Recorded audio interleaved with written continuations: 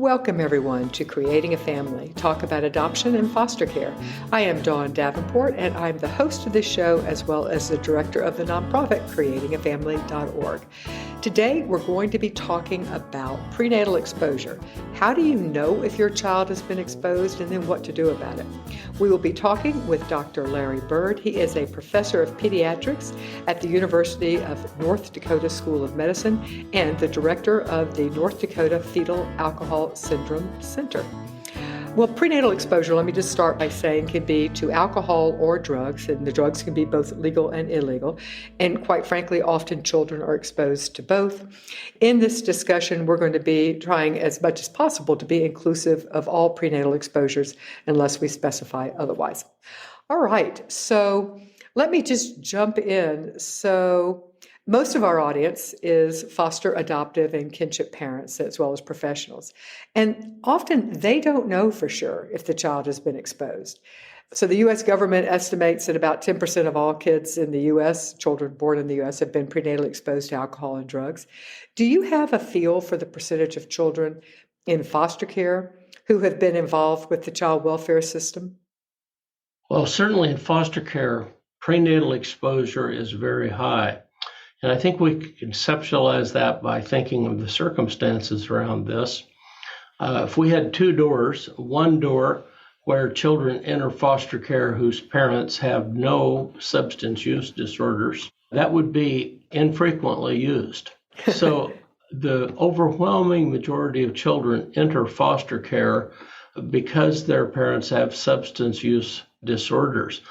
And I always like to refer to foster care, and I think this is appropriate, as a substance use treatment program, because the overwhelming majority of parents whose children are in foster care are struggling with substance use disorders. So in answer to your question, it would be very high. Be very high, I think, in foster care, probably very high for many adoptions, and at least in my experience, kinship care is a lot like foster care. Somebody else is raising these children because the parents have substance use disorders. Yeah, the vast majority of kinship parents have stepped in because of, at least tangentially, substance abuse disorder. Mental illness as well, but oftentimes there's substances involved as well. Do you have a feel for international adoption? Of course, that depends a lot on the country, but from what you see, what it would be the percentages, or how high would it be prenatal exposure in international adoptions? Well, I think, it depends part on where the children are from, but surely if your child is from Eastern Europe or in that general area, then the rate of prenatal alcohol exposure is very high, might well exceed 40-60%. Of course, it's very difficult to document that because the children are separated from their records, they're separated from the historians, people who could tell us about this, but it's very high.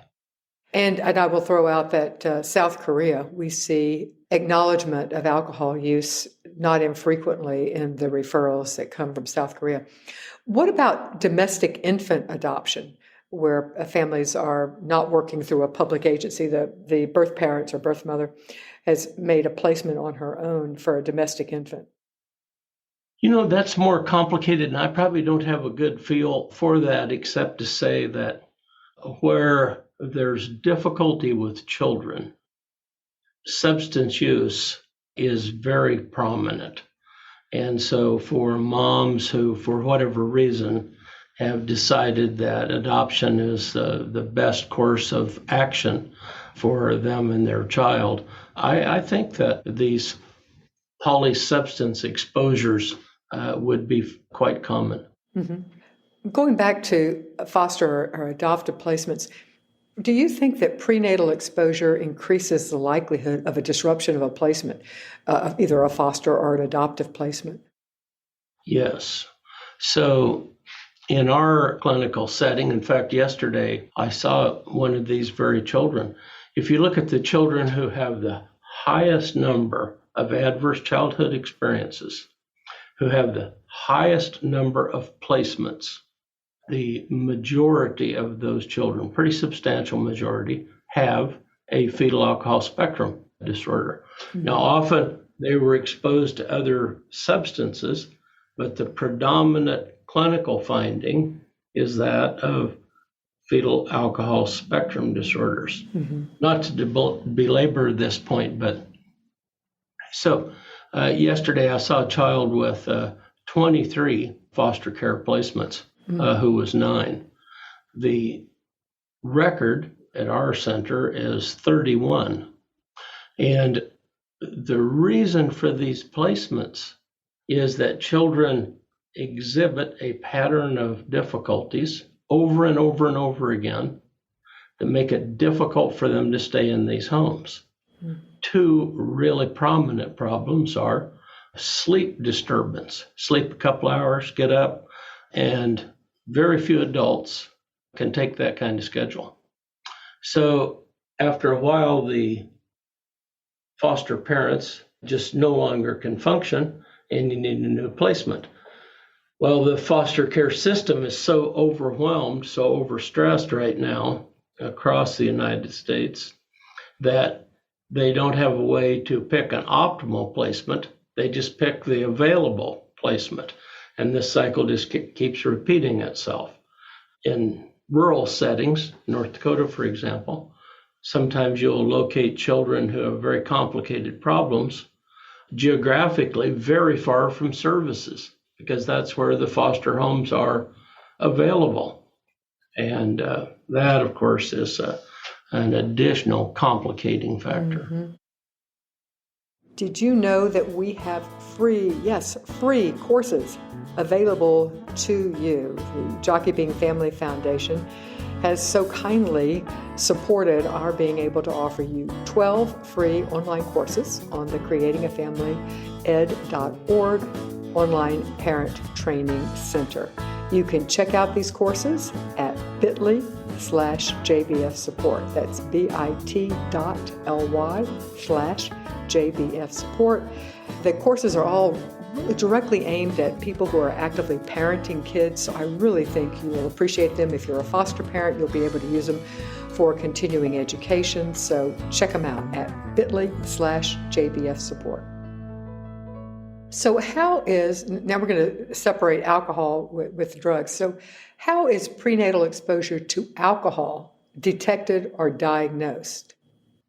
Well, I think there's 2 versions of this. There's one in theory. You would interview the birth mother. She'd be completely forthcoming and factual, and you'd get a very detailed explanation of prenatal alcohol exposure.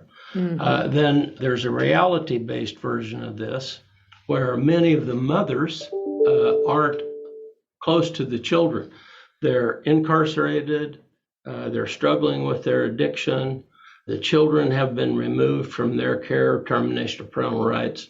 So it's very seldom, and I emphasize very seldom, that you get interviewed the birth mother. So then you're stuck with looking through the medical records, a very poor source of information about alcohol use. You can go through the foster care records, another very poor source of information about alcohol. Much better about drugs, but very poor for alcohol. And then you're stuck with trying to find somebody who can give you some information. I saw her drinking, I'm her brother, she lived a mile from me, that kind of thing. My last comment on this, sometimes we get upset about these moms and we say, I don't understand how she could do that. How could she continue to drink?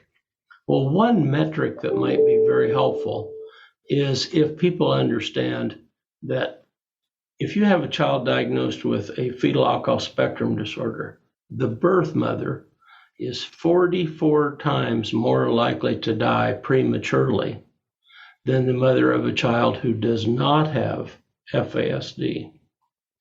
And since we're talking about young women, we're really talking about a marker for mortality, early death, that exceeds any other markers we have available for women that age. And I think that tells us how severe the disease is among these women. I think there's a misperception that we can just run a test on a newborn and determine if the newborn has been exposed to alcohol. But does that exist? So we have tests. They're very infrequently used. There's lots of problems with interpretation. I think a good example of that's in Toronto over the last year and a half or so, where there's been very serious problems using these tests up there. So we have a meconium test, the baby's first stool. We can send that in, have that analyzed for alcohol exposure. That will tell us about the last 20 weeks of pregnancy. Oh, pick up even going as far back as 20 weeks? Yeah. Oh, well, it works best, for the last trimester, but meconium starts being formed around 20 weeks. There's a hair sample. There's tissue and blood methods. But the point is, these are very infrequently used. Hospitals might routinely test for drugs, but they rarely test for alcohol exposure. That's what we have seen too. So what type of trainings do pediatricians receive during their education or residency on prenatal exposure in general and how to diagnose it? I think it's inadequate. It's inadequate on interviewing the mother about exposure. It's inadequate in diagnosing fetal alcohol spectrum disorders, and it's extremely inadequate when it comes to management of these children. And clearly, we have to do a much better job across professions. Social workers, pediatricians, family medicine doctors, obstetricians, neonatologists, etc. So I think we're maybe beginning to make some progress there, but slow. Yeah, I would, from my experience, it is slow. We hear from pediatricians that even when they suspect it, they don't want to raise it with the parents after the child is already born, because at that point they feel like it will interfere with their working relationship. Because when you raise it as an issue, there is a shame associated. It is something that is caused by behaviors of the birth mom or of the mom. So they don't want to raise it because they feel like at that point that it will do more harm than good. Yeah, I find that to be an odd consideration, that they think not diagnosing a problem which lasts a lifetime, which is highly likely to result in foster care placement, extremely likely to result in the child having mental health problems, school failure, development of substance use, contact with the mental health system, and a high rate of mortality is not something they want to do. And I think it's among that particular group of doctors where you can see the lack of training, because often they'll tell us, well, we're already doing everything we could for this child. What would we do different if they're diagnosed? And I think when that comes up, it's time to give serious thought to getting a new doctor. So how is, now moving to drugs, how is prenatal exposure to drugs detected or diagnosed in infants, at newborns or infancy? So many methodologies for doing that, particularly for drugs like opioids, where in some settings where opioid use is prevalent, pretty much all newborns get screened. Amphetamines, marijuana, all these have very robust biomarkers that you can elicit from meconium and often other tissues, hair, etc. So in a lot of places, they do a pretty good job of screening for those things, but they don't screen for alcohol in those very same places. Yeah. And when you described what it would take, because as you point out, very few mothers are forthcoming. We've done a good job of educating, I think. We could certainly do a better job, but most people know they shouldn't be drinking during pregnancy. And therefore, there's a shame associated with it. And there's also a fear because they're fearful that the child could be removed. So for all of those reasons, as you point out, it is rare for a mom to be forthcoming about the full extent of her alcohol use or drug use, although, as you point out, with drugs, they're routinely drug tested. And then going and finding extended family members to give you history and stuff. Very few pediatricians or obstetricians have that time in order to, go and interview people who are not in their care. So it just doesn't happen. It doesn't happen frequently. And one of the frustrating things is that often even screening for drugs is done. It has to be done. In some hospitals, they don't do everyone. They do if we have reason to believe, which means that it is not universal for sure. And also means that probably a disproportionate of moms of color are being tested and white moms are not. So we see all of those things that also can happen. It's just not universal, although some hospitals do universally do it. All right. If you are, some in our audience will be, as I said before, foster, adoptive, and kin parents. So one piece of information they will know where this child that they are either considering fostering or adopting falls in the birth order. Is there a correlation between birth order and the likelihood that a child would be exposed if indeed the mom is struggling with substance abuse? Quite a crucial question. Quite a crucial concept.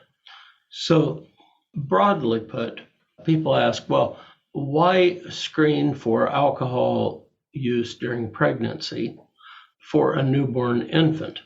Well, one of the primary reasons is to identify a mother who needs treatment, to identify an infant who's been exposed, and extremely importantly, to prevent exposure in subsequent pregnancies. And these three reasons are so compelling, it just shocks me. So if we think about this and we look at a sibship of several children, the younger children in the sibship tend to have a higher prevalence of being diagnosed with fetal alcohol spectrum disorder. They tend to have more severe symptoms, and I think their mortality risk is higher. So it's important that we share with people that identifying prenatal alcohol exposure is worthwhile. It gives you an opportunity at its lowest level to prevent exposure in future pregnancies. Is the reason that subsequent born children are more likely, is that just the nature of substance abuse disorder, that it tends to increase in severity as stress, as time goes on and stress goes on? Is that the reason? I think that's potentially a good reason. The generalized health of the mother decreases over time. It's possible that other things are operating here, but I think it's likely that this just has a generalized effect on the well-being of the mother. Mm-hmm. So what are some of the long-term impacts of alcohol exposure in utero?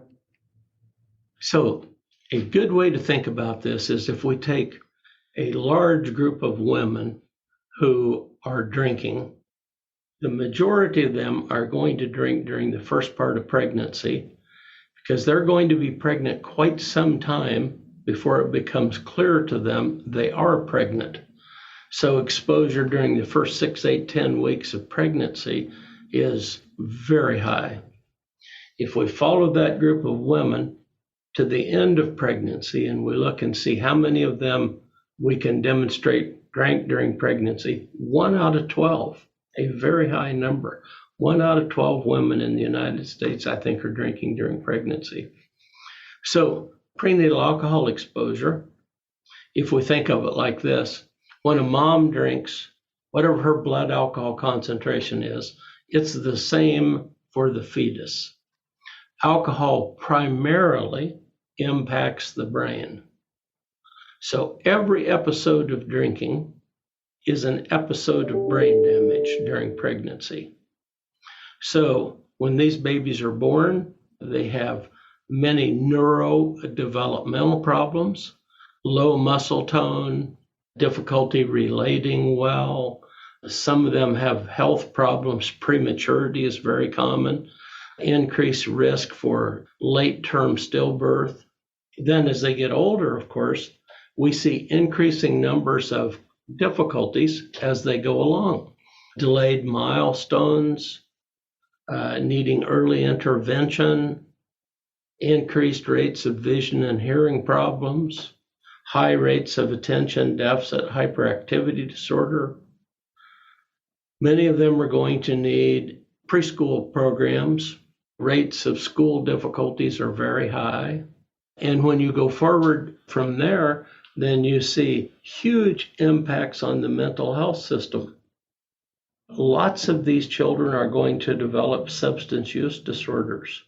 Why is that? Why are they more at risk for substance abuse disorder themselves if they were prenatally exposed to substances?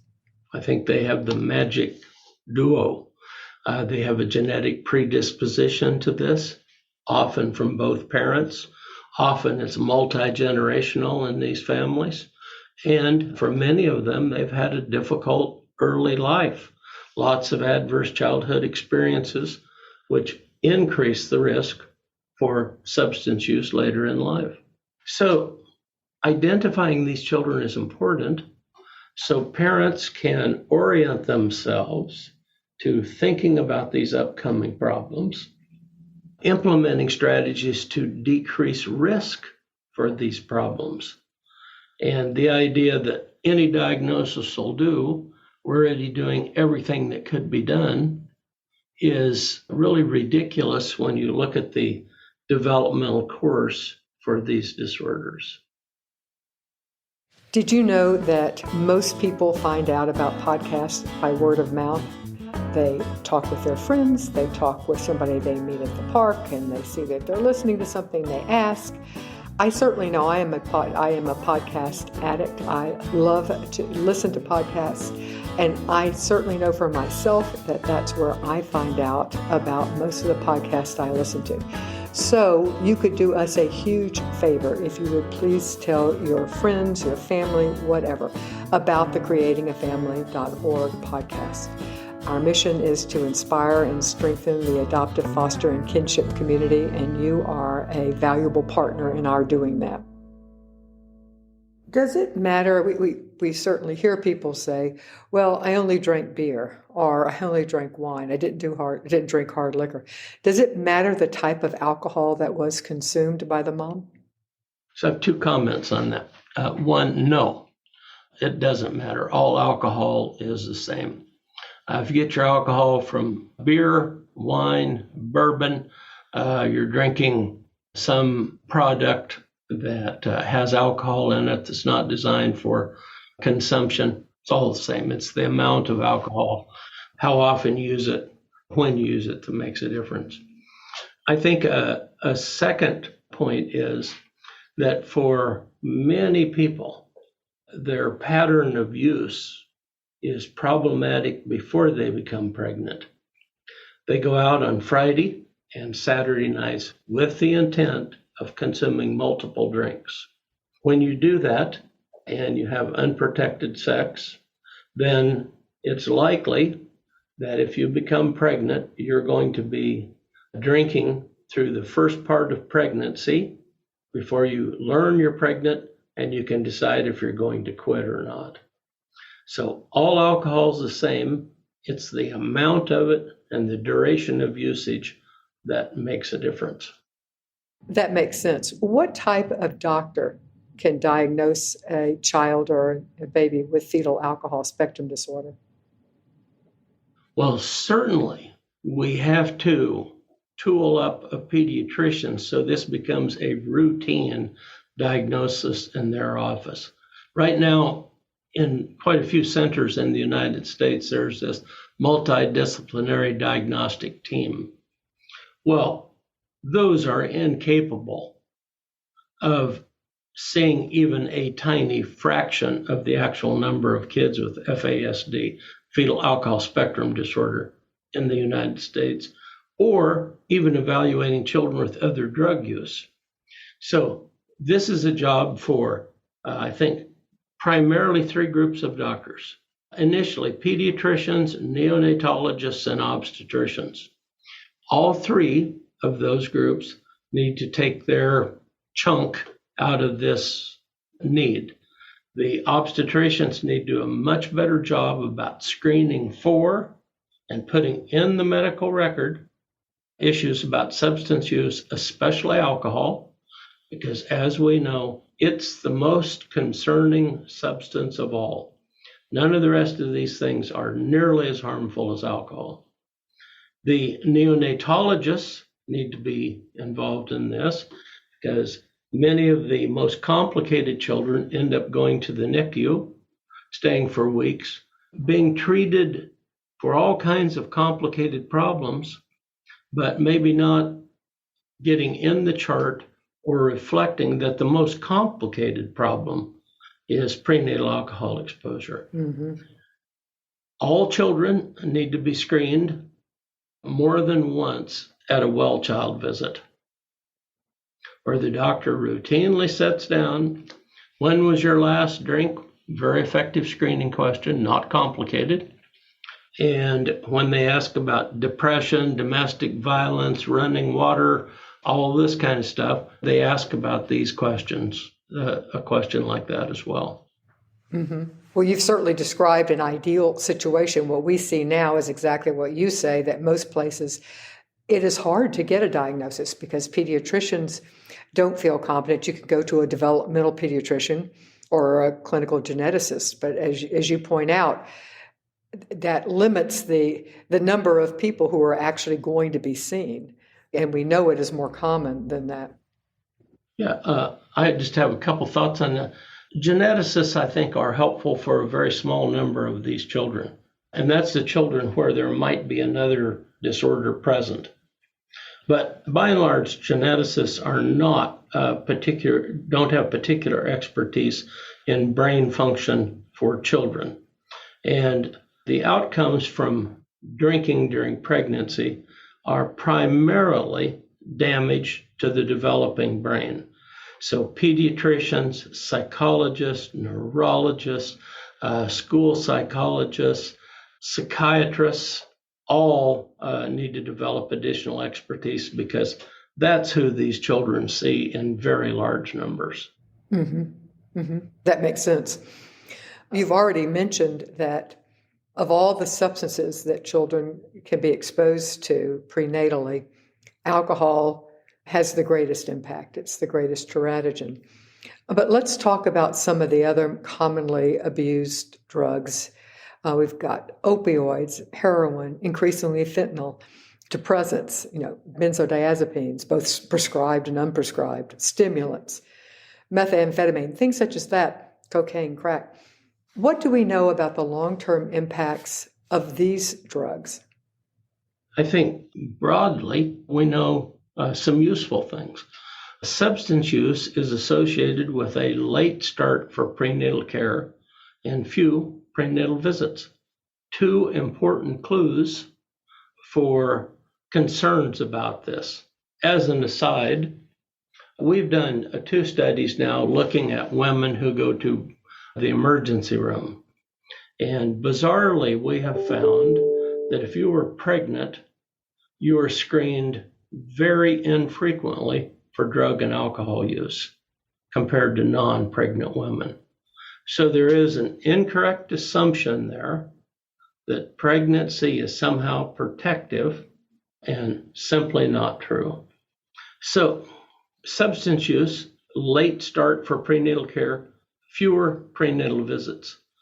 When we try to look at these, one of the most confounding and complex problems is that people tend to use multiple substances at once. And I'll give you an example of how important this is. So when you drink during pregnancy, you produce a certain amount of risk. Separately, when you smoke during pregnancy, you produce a certain amount of risk, prematurity, But when you drink and smoke together, those 2 exposures multiply the risk factors. So they're not additive as you would expect. They're multiplicative. So you have this huge increase in risk for adverse outcomes from moms who both drink and smoke. I hear a lot of people say, well, in our setting, it's mostly drugs that's a problem here. And of course, that's not true. If you look at the alcohol sales for communities, I just gave a talk in North Carolina. I think alcohol sales in the 2 years I looked at had increased 13%. Mm-hmm. A huge amount of this alcohol is being consumed by women.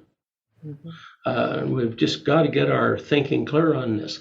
So it's not mostly drug use, it's mostly polysubstance use. And heroin, opioids, now fentanyl used to be associated with fairly high mortality rates because of the neonatal withdrawal syndrome. Now, as complicated as that is, it is a routine problem in neonatal nurseries. They identify this with regularity. They've worked out complex treatment protocols for it. They know what they need to use for treatment, how long treatment needs to go on. So the mortality for children exposed to opioids has gone down substantially. The long-term outcome improved. Some drugs are so problematic that there are many adverse outcomes. Methamphetamine, a really, really addictive substance, takes a huge toll on the mother's health when she's pregnant. Often folks with meth addiction, or meth, probably addiction's not the right term, but methamphetamine dependency, live in really difficult circumstances. They're not eating well. They're not getting prenatal care. Their vitamin intake is very low. They use a huge range of substances in addition to methamphetamine. So broadly, we could say the opioids nowadays, in almost all settings, well identified, well treated. The children are well managed. When they leave the hospital, they go into a follow-up system. They're doing much, much better. Amphetamines lag behind that. And amphetamines, I would say there's a lot we don't know about the effects of amphetamine use on child development. Methamphetamine is a fairly new drug. There's a couple of versions of methamphetamine. The most recent version, I think, is going to turn out to be much more detrimental than the previous versions of this. And so that's going to be complicated.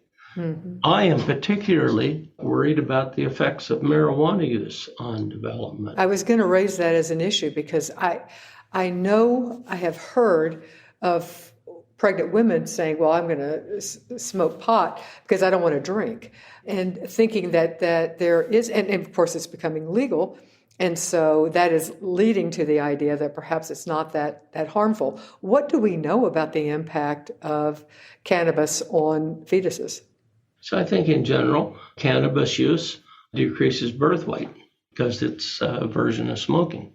Many of these children have a period of habituation. So they were getting regular exposure to cannabis during pregnancy. They're delivered, they're not getting it now. That requires some adjustment in their thinking. And as these studies come forward, cannabis users, one of the things we have to think about is the potency, the amount of the active material, THC, in this is increasing dramatically. It's many-fold greater than it used to be 15 or 20 years ago. So the potency of the cannabis and the likelihood of an adverse effect, I think, is going up a lot. So you watch these children, and of course, many of them are going to end up with modest learning and development problems that ideal families, early intervention would make a difference for. But many of them don't live in a setting where that's going to be provided. So I think quite a number of them are going to struggle. What about CBD? I have no knowledge of that. All right. I'm just curious because that's even more. I think that the number of people who are taking benzodiazepines, Valium, Xanax, things like that, I don't know if it's increasing. I believe it is, but I think that it is certainly both the prescribed and the unprescribed use of benzos is high. What do we know? And being a depressant, you would think that it would have a significant impact on the fetus. What do we know about fetal exposure to Valium, Xanax, and others? So a little bit of background might be helpful. Prior to COVID, rates of anxiety were increasing. One measure of the prevalence of anxiety is that if you go to a university campus and you go to student health and you say, what's the most common problems people come to see you for? Almost always, 3 of the top 5 will be different anxiety disorders. So it's extremely common among young people. When COVID came, the rates of anxiety have been increasing dramatically in adults and children of all ages since. So the amount of time we spend on anxiety disorder in the clinic I'm in is going up very rapidly. Tragically now, we're seeing young children who have significant anxiety. So when you're studying this, you have to untangle 2 problems. One is the mother's use of this particular class of substance, benzodiazepines, etc. Second is the effect of the mask. And there's a very nice little video available. If you type still face into the search bar, you'll get to see an experiment showing what happens when moms don't react to babies' overtures. We'll include a link to that. And the baby in just seconds becomes aware of this and starts ramping up their behavior, demanding some kind of response. What I think people have forgotten is we're now dealing with a couple of years of babies who were born and cared for by people who spent a long time wearing a face mask. And we have no idea if using a face mask around infants is safe or not.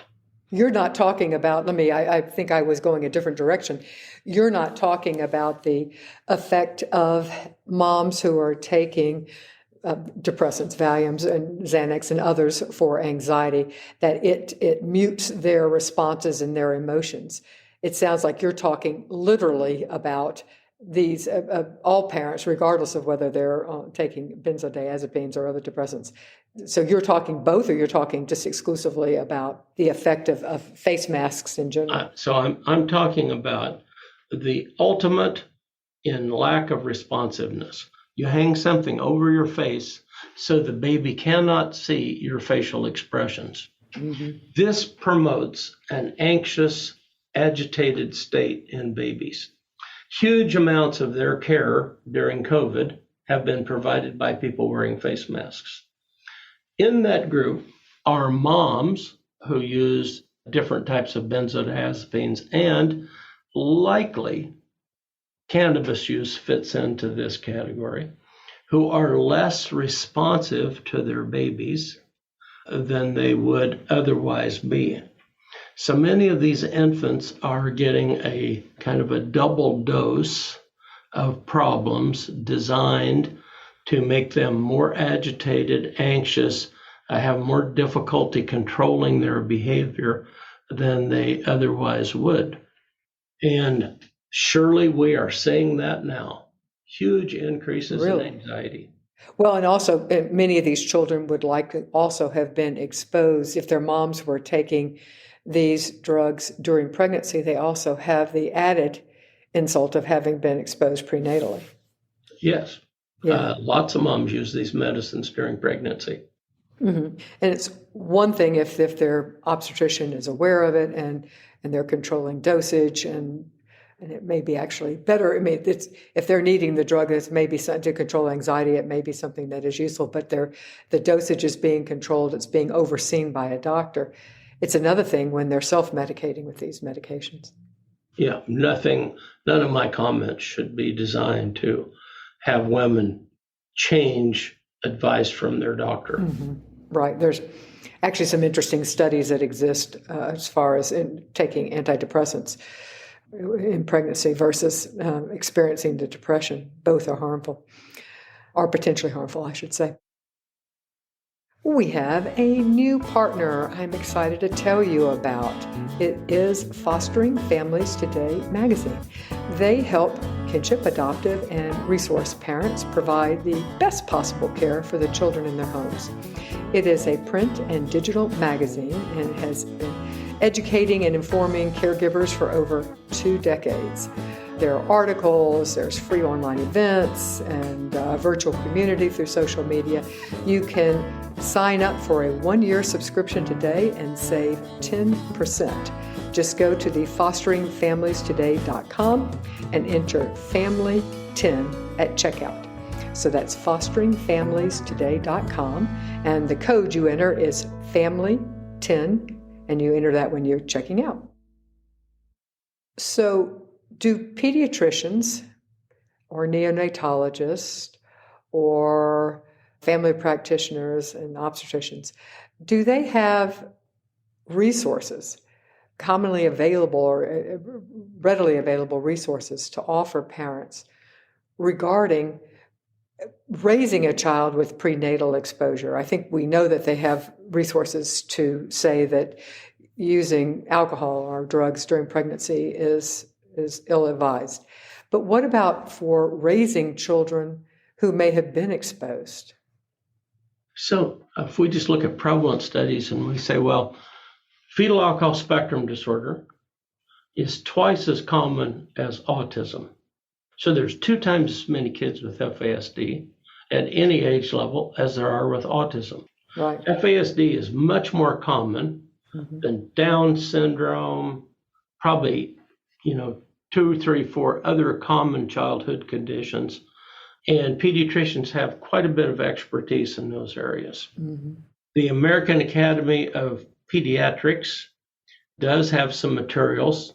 They are updating these once in a while on fetal alcohol spectrum disorder. But I think when you look at what the Academy does, when you look at the publications in their journals, information about fetal alcohol spectrum disorder is dwarfed by information about autism, rare genetic conditions, where there's so much more published. I know. Why is that? You're spot on, but why is that?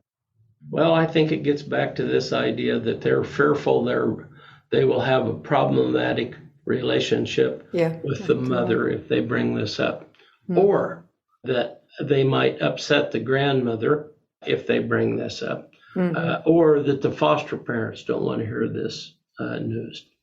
I've never found this to be the case. Could be I just see a different population. And I think people often are secretly worried about this problem. They'd have great relief if their doctor brought it up. They could talk about it in a forthright manner, and the doctor actually had an action plan for it. So, we see these kids have been evaluated 6, 7 times for different problems, but fetal alcohol spectrum disorder is never really brought up. The foster parents, the adoptive parents, the grandmothers figure this out, make an appointment, bring these kids in. I think we just need better from our healthcare providers. I would agree. I spoke with a clinical geneticist that a great part of his practice is diagnosing FASD. And he said that in his years of practice, and he had been practicing for over 30 years, he could count on one hand the number of birth parents who brought their kids in for a diagnosis of suspected prenatal exposure to, in his case, it was alcohol that he was talking. And I said, well, who's bringing them in? He goes, almost always it's adoptive, foster, or grandparents. And, I think we could make some changes in the way we talk to people. So one of the things I teach medical students, and I train quite a few of them, is when this issue comes up, step out of your office and go get 2 cups of coffee or 2 Diet Cokes or 2 Sprites. Come in, give the mom one, you sit down with one so you can talk about this. This sets a condition for discussion that's important. Mm-hmm. Many moms are just desperate for information about whether or not their drug use, their alcohol use caused problems for their baby. And by avoiding that, we increase the stigma around it instead of treating this like we do every other problem. We ratchet up stigma because it becomes an unmentionable thing. From the doctor to you, and are you going to bring that up with the doctor? No. So we make it worse by doing this. I mean, I understand it. If you're bringing up autism, there is no reason to believe that anything you as a parent did caused your child to have autism. But when we're bringing up fetal alcohol spectrum or issues associated with drug use during pregnancy, there is something that the parent did that caused the problem. So you can understand it. But as you say there, it's not that there aren't things that we can do. We know that some of the best protective factors for these children and indicating a better outcome for these kids is early diagnosis, early recognition, and getting the supportive services. Yeah. And what's one of our goals? One of our goals, if you didn't strap your child in to a car seat when you were driving to the store, you get in a car accident and they're injured, we're going to take care of both you and the child. If you used drugs during pregnancy, we're going to take care of both you and the child. If you used alcohol during pregnancy, we need to take care of both you and the child. And this idea that somehow this is some separate path we have to travel, simply not true. We don't know what causes autism. So we can't say it was nothing parents did. We can't say that it was because we have no evidence of that. We do know that moms who have substance use disorders increase the risk for adverse outcomes for their baby. Most of them already know this. They're looking for care. They're looking for compassion, understanding. And what can I do now? Yes. Okay. So if you were going to leave parents with a couple of tips, we're talking of parents who are now raising kids who have been prenatally exposed, what tips would you have for those parents? First, if your child was in foster care, if your child is adopted, your child's in kinship care, the risk for prenatal exposure to alcohol and other substances was high. Earlier identification of this problem is going to provide you with more information on upcoming problems you can minimize or successfully avoid. Fetal alcohol spectrum disorder itself, a very long-term problem. It's unlikely you're going to be successful managing this by treating these children for something else. We need to identify this so that we utilize treatment interventions designed for children with prenatal alcohol exposure, polysubstance exposure, and for those that have fetal alcohol spectrum disorder. It's all about anticipating what's coming up. I'll kind of conclude the way I started. The record in our place is a child with 31 foster care placements. That's heartbreaking. This is a preventable problem. By not recognizing this, we've done damage to this child that's hard to calculate. So we can do better by thinking about this and acting on it. Thank you so much, Dr. Larry Burd, for being with us today to talk about prenatal exposure. As you can tell, this is a topic that I feel really passionate about, and that creating a family is spending a lot of resources on and creating a lot of resources to try to help families. And I truly appreciate your expertise and your sharing it with our audience today.